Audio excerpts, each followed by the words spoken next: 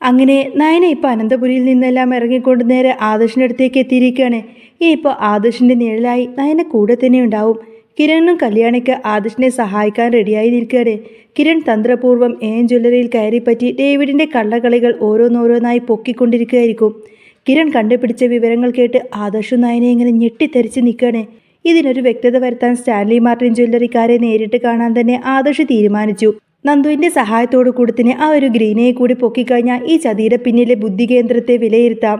അങ്ങനെ ആദർശ് ആ ഒരു തെളിവിനായിട്ട് ഇറങ്ങിത്തിരിക്കുന്ന ഒരു അടിപൊളി സൂപ്പർ എപ്പിസോഡ് റിവ്യൂ ആട്ടോ പറയുന്നത്. വീഡിയോയിലേക്ക് പോകുന്നതിന് മുൻപായിട്ട് തന്നെ നമ്മുടെ ഈ ഒരു ചാനൽ നിങ്ങൾക്ക് ഇഷ്ടമാണെന്നുണ്ടെങ്കിൽ ലൈക്കും ഹൈപ്പൊക്കെ ചെയ്തിട്ട് സബ്സ്ക്രൈബ് ചെയ്യാൻ മറക്കല്ലേ. ആദർശ് നയനോട് കാര്യങ്ങളൊക്കെ വിശദീകരിക്കുകയാണ്. നയനെ, കിരണും കല്യാണിയും നമ്മുടെ കൂടെ തന്നെയുണ്ട്. കിരൺ ജ്വല്ലറിയിൽ ഒരു കൺസ്ട്രക്ഷൻ ജോലിക്കാരനായി കയറി പറ്റിയിട്ടുണ്ട്. അവിടെ ഡേവിഡിൽ നിന്നും പല രഹസ്യങ്ങളും ചോർത്തിയിട്ടുണ്ട്. ഈ ഡേവിഡ് വെറും ഒരു ബിനാമി മാത്രമാണ്. യഥാർത്ഥ മുതലാളി ദുബായിലാണ്. അയാളിപ്പോൾ കേരളത്തിലെത്തിയിട്ടുണ്ടെന്നാണ് അറിയാൻ കഴിഞ്ഞത്. അയാളാണ് നമ്മുടെ മെയിൻ ശത്രു. നയന അത്ഭുതത്തോട് ചോദിക്കുന്നുണ്ട്, ആദർശേട്ടാ, നമുക്കിങ്ങനൊരു ശത്രു ഉണ്ടോ എന്ന്. ബിസിനസ്സിൽ മുത്തശ്ശനോടോ നമ്മളോടോ വൈരാഗ്യമുള്ളവർ കാണും. പക്ഷേ ഡേവിഡിന് പണ്ടത്തെ പകയൊന്നുമില്ല. അവനെ കൊണ്ട് ഇത് ചെയ്യിപ്പിക്കുന്നത് വേറെ ആരോ ആണ്. ആ സൂത്രധാരനെ പുറത്തു കൊണ്ടുവന്നാൽ മാത്രമേ മൂർത്തി ജ്വല്ലറിയുടെ പ്രതാപം തിരിച്ചു പിടിക്കാൻ പറ്റൂ. അതിന് ആദ്യം വന്ന് പാലിൽ മയക്കുമരുന്ന് കലക്കിയ ആ ഗ്രീനെ കണ്ടുപിടിക്കണം. മുംബൈ പോലീസ് അത്രയൊന്നും സഹകരിക്കുന്നില്ല. എന്നാലും ഞാൻ മുംബൈയിലേക്ക് പോയി സ്റ്റാൻലി മാർട്ടിൻ ജ്വല്ലറിക്കാരെ കണ്ട് സംസാരിക്കാൻ പോവാണ്. നീ ഇവിടെ ഒറ്റയ്ക്ക് നിൽക്കേണ്ടി വരും. പേടിയാണെങ്കിൽ നീ അനന്തപുരിയിലേക്ക് തിരിച്ചു പോയിക്കോളൂ എന്ന് പറയും. നയന ധൈര്യത്തോടെ പറഞ്ഞു, അതൊന്നും സാരമില്ല ആദർശേട്ടാ. ആദർശേട്ടൻ പോയിട്ട് വരൂ. കൂടുതൽ പ്രശ്നങ്ങളുണ്ടാവാതെ നോക്കിയാൽ മതിയെന്ന് പറയും. ഞാൻ ഈ ഗസ്റ്റ് ഹൗസിൽ തന്നെ നിന്നോളാമെന്ന് പറയാണ് നയന. ആദർശ് നേരെ മുംബൈയിലേക്ക് വണ്ടി കയറി. പോകുന്ന വഴിക്ക് സ്റ്റാൻലി മാർട്ടിൻ ജ്വല്ലറിയിലെ അധികൃതരെ വിളിച്ചു. അന്ന് ആ ഡീൽ എനിക്ക് നഷ്ടപ്പെട്ടത് ആരോ എന്നെ ചതിച്ചതുകൊണ്ടാണ്. ജ്വല്ലറിക്കാർ തന്നെയാണോ എന്നും എനിക്കറിയില്ല. ആരോ എനിക്ക് മയക്കുമലർന്ന് കലർത്തിയ ജ്യൂസ് തന്നു. അതുകൊണ്ടാണ് കൃത്യസമയത്ത് എനിക്കങ്ങോട്ടേക്ക് എത്താൻ പറ്റാഞ്ഞത്. ഞങ്ങളുടെ ഡിസൈൻസ് എല്ലാം തന്നെ പെർഫെക്റ്റ് ആയിരുന്നിട്ട് പോലും ആ ഒരു വൈകലിൻ്റെ പേരിൽ നിങ്ങൾ ആ ജ്വല്ലറിക്കാർക്ക് ഈ ഒരു ഡീല് കൊടുത്തില്ലേ എന്ന് ആദർശ് ചോദിച്ചു. അവർ പറയുന്നുണ്ട്, ഞങ്ങൾക്ക് മറ്റു വഴിയൊന്നും ഇല്ലായിരുന്നു. മൂർത്തി ജ്വല്ലറിയുടെ പാരമ്പര്യം, നയനാസ് കളക്ഷൻ്റെ മികവും ഞങ്ങൾക്കറിയാമായിരുന്നു. പക്ഷേ ആ നിർണായക നിമിഷത്തിൽ ആദർശിനെ കാണാതായപ്പോൾ ഞങ്ങൾ പിന്നെ എന്ത് ചെയ്യും? ബിസിനസ്സിൽ നെറുകേട് കാണിക്കാൻ സ്റ്റാൻലി മാർട്ടിൻ ജ്വല്ലറിക്ക് താല്പര്യമില്ല. ആരെയും വഞ്ചിക്കാനോ വഴിവിട്ട രീതിയിൽ ഡീലെടുക്കാനോ ഞങ്ങൾ ആഗ്രഹിച്ചിട്ടുമില്ല. അവിടെ ഹാജരായവരിലെ മികച്ചവരെ ഞങ്ങൾ തിരഞ്ഞെടുത്തു, അത്രയുള്ളൂ. ആദർശിന് ഇങ്ങനൊരു പാര കിട്ടിയ കാര്യമൊന്നും ഞങ്ങൾ അറിഞ്ഞിരുന്നില്ല എന്ന് പറയും. ആദർശ് ഉറപ്പിച്ചു പറഞ്ഞു, എന്നെ ആരോ മനഃപൂർവ്വം കുടുക്കിയതാണ്. നിങ്ങളുടെ സ്റ്റാഫാണെന്ന് പറഞ്ഞ ഗ്രീന എന്നൊരു പെൺകുട്ടിയാണ് എനിക്ക് ജ്യൂസ് തന്നത്. പിറ്റേന്ന് മുതൽ അവളെ കാണാനില്ല. അവൾ നിങ്ങളുടെ സ്റ്റാഫായിരുന്നോ? അത് കേട്ടപ്പോൾ അവർ ഞെട്ടിപ്പോയി. ഒരിക്കലുമല്ല ആദർശ്, ഞങ്ങൾ അങ്ങനെ ഒരാളെ ഇവിടെ ഏർപ്പെടുത്തിയിട്ടില്ല. വരുന്നവർക്ക് താമസ സൗകര്യം ഒരുക്കുക എന്നല്ലാതെ മറ്റൊന്നും തന്നെ ഞങ്ങൾ ചെയ്തിട്ടില്ല. അപ്പോഴാണ് ആദർശിന് ആ ഒരു കാര്യം പിടികിട്ടിയത്. ഇതൊരു പ്ലാൻ ചെയ്ത ചതിയാണെന്ന്. ആ ഡീല് പോയതോടുകൂടി തന്നെ ഞങ്ങൾക്ക് കോടികളുടെ നഷ്ടവും ഷെയറും വാല്യൂവും എല്ലാം തന്നെ ഇടിഞ്ഞു. ഇതിൻ്റെ പിന്നിൽ ജ്വല്ലറിയാണെന്ന് ഉറപ്പാണ്. കുറച്ചു കാലമായി അവർ ഞങ്ങളോട് കടുത്ത ശത്രുതയിലാണ്. ദുബായിലും നാട്ടിലും അവർ കളികൾ കളിക്കുന്നുണ്ട്. സ്റ്റാൻലി മാർട്ടിൻ ജ്വല്ലറിക്കാർ പറഞ്ഞു, നിങ്ങളുടെ സത്യസന്ധതയിലേക്കാണ് CCTV ദൃശ്യങ്ങൾ നോക്കൂ എന്ന്. ആ പെൺകുട്ടിയെ പൊക്കി പോലീസിന് കൊടുക്കൂ. അതിൻ്റെ റിപ്പോർട്ടുമായി നിങ്ങൾ തിരികെ വന്നു കഴിഞ്ഞാൽ ഈ ഡീല് പുനഃപരിശോധിക്കാൻ ഞങ്ങൾ തയ്യാറാണ്. ചതിയിലൂടെയാണ് അവർ ഇത് നേടിയെടുത്തത് എങ്കിൽ ആ ഡീൽ ഞങ്ങൾ റദ്ദാക്കും. ആദർശ് ആദ്യം നിരപരാധിത്വം തെളിയിക്ക്. ആദർശ് മുംബൈയിലെ ആ ഹോട്ടലിലേക്ക് എത്തി. CCTV ദൃശ്യങ്ങളെല്ലാം തന്നെ ശേഖരിച്ചു. ഹോട്ടലുകാർ പറഞ്ഞു, അങ്ങനെ ഒരു പെൺകുട്ടിയെ ഞങ്ങൾ കണ്ടിരുന്നുവെന്ന്. പക്ഷേ അത് അവരുടെ സ്റ്റാഫാണെന്നോ എന്നും അറിയില്ല. ദൃശ്യങ്ങൾ കിട്ടിയപ്പോൾ ആദർശ് നന്ദുവിനെ വിളിച്ചു. നന്ദു, ഇതൊരു മലയാളി പെൺകുട്ടിയാണ്. ഗ്രീന എന്നാണ് പേര്. US-ലാണ് എന്നൊക്കെ വെറുതെ അവൾ തള്ളിയതാണ്. ഇവൾ എവിടെയോ ഉണ്ടെന്ന് എനിക്കുറപ്പുണ്ട്. നന്ദു ആവേശത്തോടെ പറഞ്ഞു. ആദർശേട്ടാ, ഇത് കിട്ടിയ സ്ഥിതിക്ക് ബാക്കി കാര്യങ്ങളൊക്കെ ഞാൻ നോക്കിക്കോളാം. ഇവളെ നമ്മൾ പൊക്കും. നന്ദു ദൃശ്യങ്ങൾ കേരളത്തിലെ എല്ലാ പോലീസ് സ്റ്റേഷനിലേക്കും സോഷ്യൽ മീഡിയയിലൊക്കെ അയച്ചു കൊടുത്തു. വൈകാതെ തന്നെ ഫേസ്ബുക്കിലൂടെയും മറ്റും വിവരം കിട്ടി. ഇവൾ പാലക്കാട് സ്വദേശിയാണ്. പഠനം കഴിഞ്ഞ് മോഡലിങ്ങും മറ്റുമായി നടക്കുന്ന ഒരു തരികിട പുള്ളിയാണ്. ഡ്രഗ്സ് റാക്കറ്റുമായും മറ്റും ബന്ധമുണ്ട് ഇവൾക്ക്. ഒടുവിൽ നന്ദു ആ ഒരു ഞെട്ടിക്കുന്ന വിവരം കണ്ടെത്തി. ഇവളിപ്പോൾ ജ്വല്ലറിക്കാരുടെ ഒരു ബ്രാഞ്ചിൽ സെയിൽസ് ഗേളായിട്ട് വർക്ക് ചെയ്യാണ് എന്ന കാര്യം. ആദർശ് അതറിഞ്ഞപ്പോൾ ആകെ ദേഷ്യത്തിലായിരുന്നു. അപ്പോൾ ഇത് ജ്വല്ലറിക്കാരുടെ തന്നെ പണിയാണ്. ഈ വിവരങ്ങൾ അറിഞ്ഞതോടുകൂടി തന്നെ നാഗേന്ദ്രനും അവന്തികക്കും ആകെ പേടിയായി. അവന്തിക പറയുന്നുണ്ട്, ആദർശേട്ടനെ ഇറക്കി വിട്ടപ്പോൾ ഞാൻ സമാധാനിച്ചിരുന്നതാണ്. അവൻ്റെ പൊസിഷനിൽ എനിക്കങ്ങ് കയറിയിരിക്കാമല്ലോ എന്ന് കരുതി. പക്ഷേ ഇതാ ഇപ്പോൾ അവൻ മുംബൈയിൽ പോയിട്ട് ഗ്രീനയുടെ വിവരങ്ങളെല്ലാം തന്നെ ശേഖരിച്ചിരിക്കുന്നു. ആ നന്ദുവും അവനെ സഹായിക്കാനുണ്ട്. ഇനി നമ്മുടെ പണി പാളുമോ അച്ഛാ? നാഗേന്ദ്രൻ പറയുന്നുണ്ട്, നമുക്കിവിടെ പിഴവ് പറ്റിപ്പോയി മോളെ. ഹോട്ടലിലെ CCTV ദൃശ്യമെല്ലാം തന്നെ മാറ്റണമായിരുന്നു. ഇപ്പോഴിതാ അവൻ തെളിവുമായി വന്നിരിക്കുന്നു. മുത്തശ്ശൻ അവൻ എന്തായാലും തിരിച്ചെടുക്കും. ആ ഡീലും അവർക്ക് കിട്ടാനാണ് സാധ്യത എന്ന് പറയും.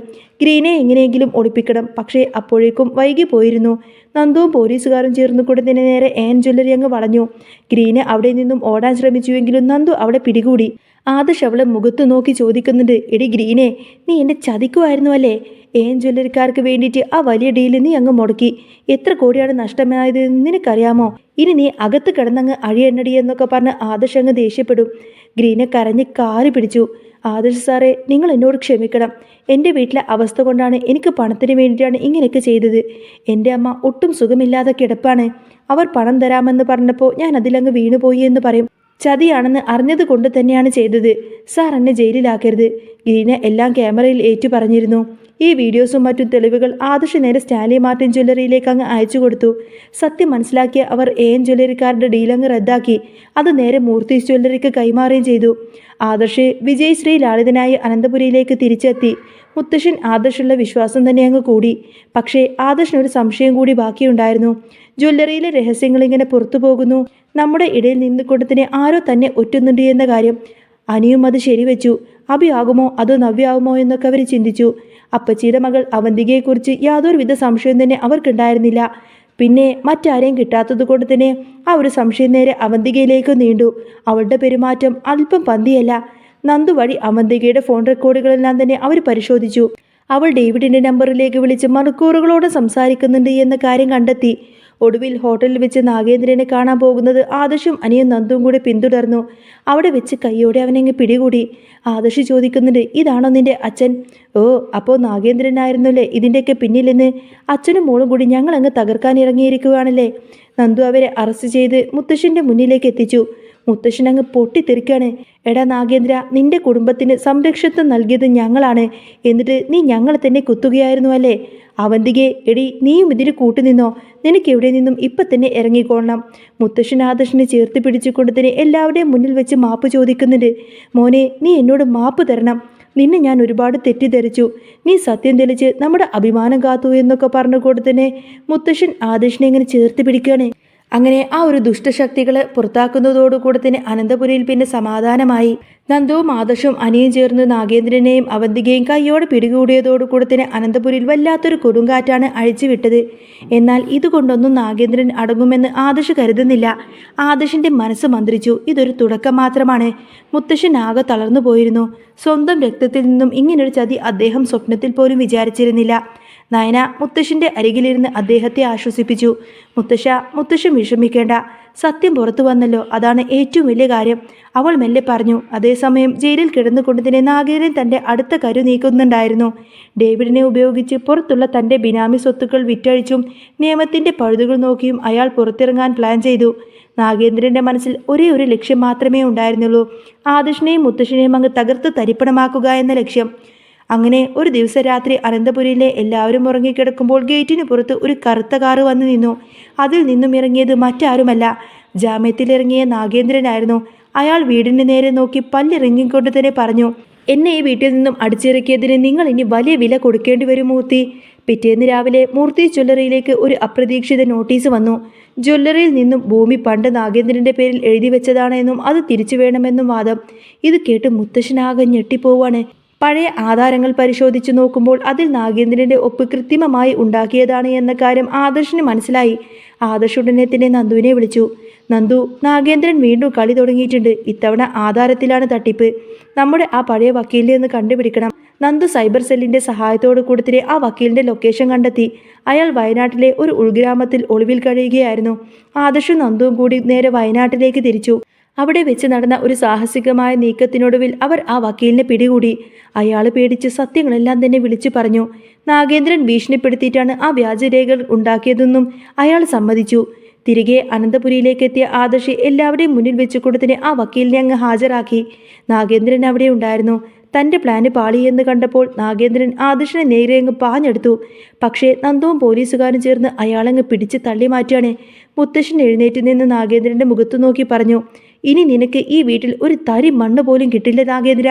നിന്നെ ഞാൻ ഒരിക്കൽ മരുമകനായി കണ്ടു, പക്ഷേ നീ ഇനി വെറും ഒരു വിഷപ്പാമ്പായിരിക്കുന്നു. അത് കേട്ടതോടുകൂടി തന്നെ നാഗേന്ദ്രന്റെ കഥ അങ്ങ് അവസാനിച്ചു. അയാളെ പോലീസ് സ്ഥിരമായി ജയിലിലേക്ക് അങ്ങ് കൊണ്ടുപോയി. ആദർശും നയനയും മുത്തശ്ശന്റെ അനുഗ്രഹത്തോടു കൂടി തന്നെ വീണ്ടും മൂർത്തീസ് ജ്വല്ലറി എന്ന ലോകത്തിലെ ഏറ്റവും വലിയ ബ്രാൻഡാക്കി മാറ്റുന്നുണ്ടായിരുന്നു. അനന്തപുരിയിൽ വീണ്ടും സമാധാനവും സന്തോഷവും വന്നെത്തുന്ന ഒരു അടിപൊളി സൂപ്പർ രംഗങ്ങളൊക്കെയാണ് കേട്ടോ ഇനി വരാൻ പോകുന്നത്. അപ്പോൾ നിങ്ങൾക്ക് ഈ ഒരു ചാനൽ ഇഷ്ടമാവുകയാണെങ്കിൽ സബ്സ്ക്രൈബ് ചെയ്യാനും സപ്പോർട്ട് ചെയ്യാനും മറക്കല്ലേ. നെക്സ്റ്റ് വീഡിയോ ആയിട്ട് ഉടനെ വരാം. ബൈ.